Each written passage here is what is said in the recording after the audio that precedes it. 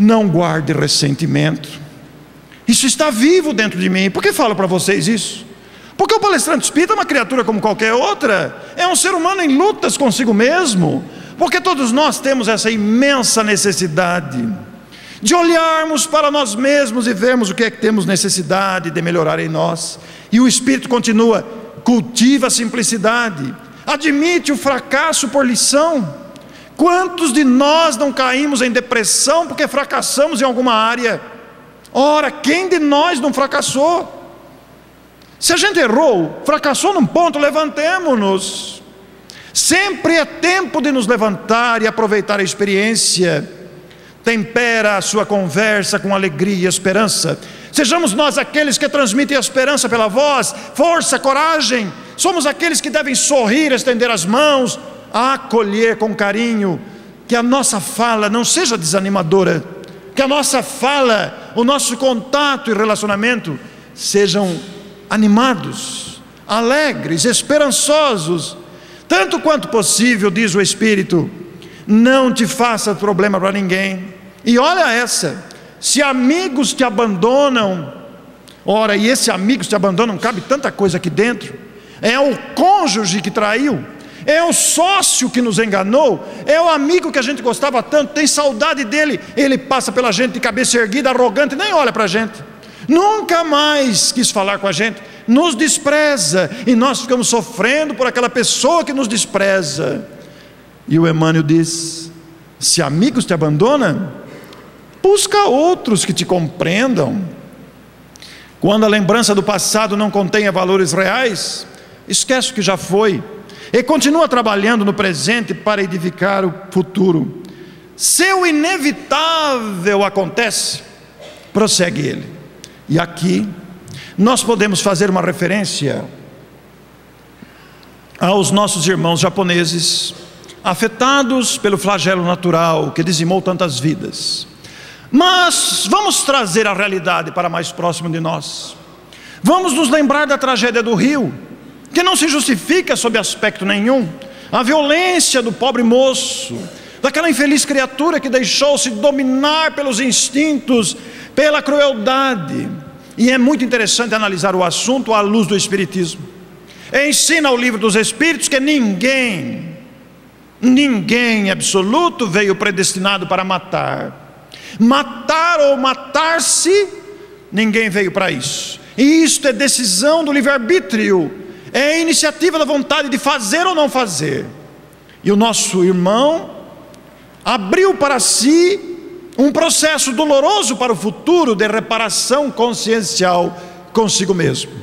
Todos sabemos, conforme a mídia tem divulgado e feito disso um espetáculo diário, nós temos visto que há todo um histórico que diz respeito a esse jovem e que não nos cabe julgar. Por outro lado, as vítimas, as meninas assassinadas, naturalmente enquadradas também em quadros provacionais, expiatórios ou necessidade de aprendizado, envolvendo as famílias, cuja origem nós não conhecemos.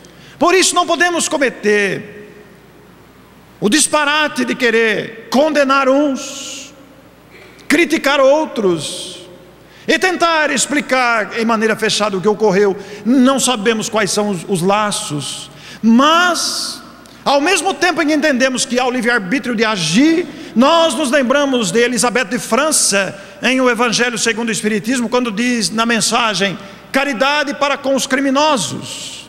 Não deveis dizer, diz Elisabeth de França, é um miserável.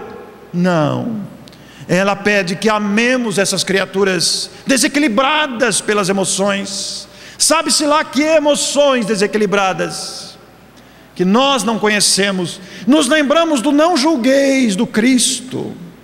E ainda nos pede Elisabeth de França que oremos por essas criaturas, porque a prece dirigida a este jovem e aos espíritos envolvidos possivelmente num processo obsessivo despertem dessa letargia de ódio, de crueldade.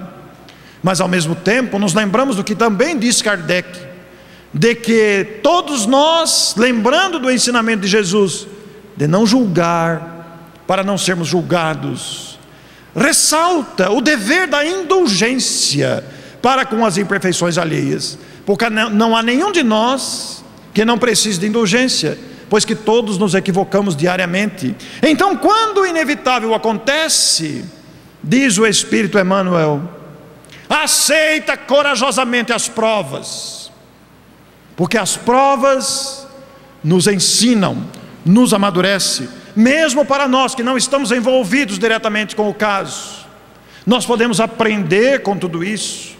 A nação brasileira, que não está acostumada com esses fatos, é convidada uma vez mais a repensar as suas leis, a repensar a educação do próprio povo, a mexer com a cabeça dos nossos governantes, a chamar a atenção da sociedade para os graves problemas de criaturas que se sentem abandonadas, solitárias, criaturas abatidas pelas emoções desgovernadas. Muitas vezes basta apenas o estender das mãos. Quantas criaturas não se sentem encorajadas com um olhar de confiança, com um gesto de elogio, com um apoio presente? A coragem é uma virtude extraordinária. Coragem de dizer não quando preciso, coragem de dizer sim quando preciso, coragem de perdoar, coragem de não seguir a correria desenfreada do fanatismo, do misticismo, das perturbações sociais, da sociedade caótica, mas a coragem de seguir o ensinamento do bem, de manter a consciência com dignidade. A coragem é uma virtude extremamente necessária. Por isso Emmanuel ressalta, e ele diz ainda, oferece um sorriso de simpatia, seja quem for, porque o nosso sorriso pode levantar uma vida, a nossa palavra de estímulo pode levantar uma pessoa. E quanto à morte do corpo, diz ele, não penses nisso. Quanto à morte, que o Espiritismo ensinou não existir, a morte não existe. Afinal de contas, somos almas imortais. Mas amanhã cedo, quando vocês despertarem, que o celular tocar, no horário que puseram, na musiquinha que escolheram, o celular tocou e vocês vão desligar o celular e bater a mão assim, a mão passar reto, passar no meio, preste atenção, levante-se, tente colocar o chinelo. Se o pé passar no meio e o chinelo ficar, você ainda tem uma terceira alternativa. Procure o espelho, olhe no espelho. Se você não estiver lá, babau, já foi. Todavia, pode ser que você esteja num processo de desdobramento parcial do perispírito. Já se sabe que durante o sono do corpo, a alma desliga-se parcialmente do corpo para excursões noturnas. Pode ser que você esteja nesse processo. Então, olhe o corpo, aproxime-se dele, coloque a mão na testa. Se estiver gelado, sem respirar e o coração parou, calma, não fique tenso. Sente-se na cama, não se desespere, porque o desespero o afasta da proteção que existe. Lembre-se das lições do caminho da luz, lembre-se das lições do livro dos Espíritos. Acalme o seu coração, ore, que você verá vovozinha breve. A morte não existe. Então Emmanuel diz, quanto à morte do corpo, não penses nisso, guardando a convicção de que ninguém existe no mundo sem ter a necessidade de encontrá-la. Nós temos um casal amigo, os dois são espíritas, nasceram espíritas e se conheceram na mocidade, se casaram, têm 4 filhos e 6 netos hoje. Estão casados há 30 anos, 10 de namoro, se conhecem há 40 anos e gostam muito do outro, formam um casal muito harmonioso. E o marido um dia chegou em casa e falou para a mulher, bem, eu gosto tanto de você, se eu morrer primeiro eu vou sentir uma saudade de você. Eu sei, meu bem, mas nós somos espíritos, somos imortais, a gente se encontra depois. Não, mas eu queria falar uma coisa para você, se eu morrer primeiro, você deixa aparecer no quarto de noite? Ele falou, nem pensar, mas é para a gente conversar. Não, você fica lá que eu fico aqui. Mas bem, eu sou imortal, a gente aprendeu, nasceu espírita, a gente sabe que ninguém morre, que a vida continua, por que não? Eu vou sentir falta de você só para matar a saudade. Não, você fica lá, quando eu morrer você me recebe. Mas meu bem, a gente está tão acostumado com o outro. E o filho mais velho que ouviu a conversa falou, pai, se você aparecer no quarto de noite eu te mato outra vez. Por que é que nós temos tanto medo desses espíritos que nada mais são do que nós mesmos? A morte não existe, somos criaturas imortais. Então Emmanuel recomenda que a tensão da morte também não nos perturbe.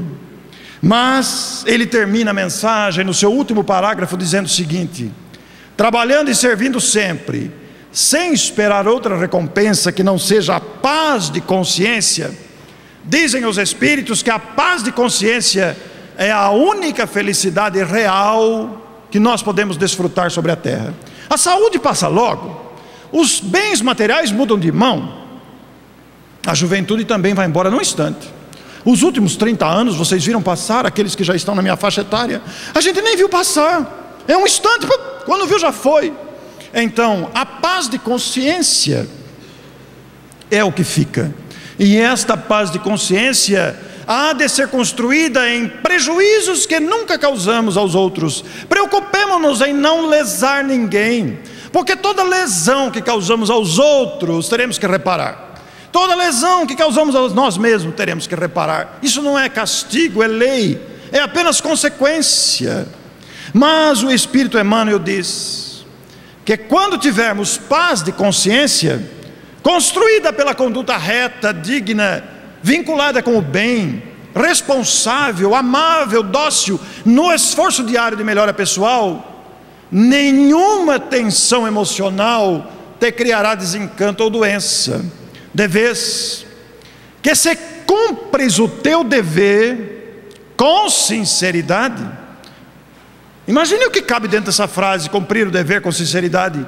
Quando te falte força, Deus te sustentará. Claro, Deus é Pai, ama cada um, criou-nos todos por amor. Deus te sustentará. E onde não possas fazer todo o bem que desejas fazer, Deus sempre fará a parte mais importante. E esta mensagem, tensão emocional, que repito está no livrinho Companheiro, que a livraria deve ter, já mudou de capa, não é mais essa. Como me chamou a atenção, como disse a vocês, comecei a fazer essa palestra por aí, já fiz ela dezenas de vezes. E aí alguns companheiros nos pediram: por que você não faz um livro? E nós fizemos um livro, que o nosso Paulo vai projetar aí, tensão emocional. A mensagem acabou virando um livro. Cada parágrafo da mensagem virou um capítulo da obra. E nós ampliamos as considerações, porque esta mensagem preciosa de Emmanuel, esta mensagem preciosa do grande Espírito, não pode ser esquecida no livreto que está esquecido aqui. Dá stop, Paulo, ainda não. Ela não pode ser esquecida, trata-se de uma mensagem preciosíssima, que nos motiva, se nós analisarmos calmamente cada parágrafo da mensagem, notaremos o seu caráter altamente educativo, o seu caráter altamente estimulador para a nossa mudança de postura mental. Porque o que nos deixa doente, o que nos abate, o que nos perturba é a nossa teimosia.